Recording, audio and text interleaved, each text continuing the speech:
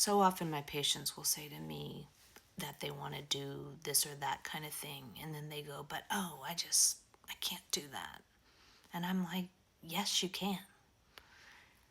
So much of what we think we cannot do is just in our mind. Like I had a patient this past year who had horrible PTSD. He was having a really hard time leaving the house, going anywhere. And then he got cancer and needed to go to the doctor. And what do you know? He got out of the house and he went places. So his reality changed, and then he changed. About 20 years ago, I was living in Memphis, Tennessee, which I really hated, and wanted to move to Hawaii. But I was really broke. I made like $40,000 a year and was always struggling.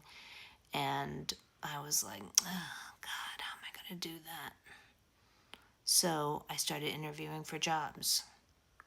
Kept interviewing until I did find a job. And that job paid me $50,000. And I was like, great, now I just need to get there. So I scraped up enough money to pay my first month rent and a security deposit. But then I was broke. I didn't have any money after that. So I bought my plane ticket with a credit card.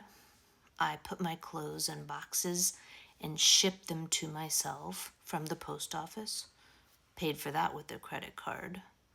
Then once I got to Hawaii, I bought groceries and stuff with my credit card. And then I just waited for my first paycheck, which came about 2 weeks later. So that's how I moved to Hawaii with no money in my pocket and no money in my purse. A lot of times people hear that story and are like, oh man, I could never do that. And I say, actually, you could.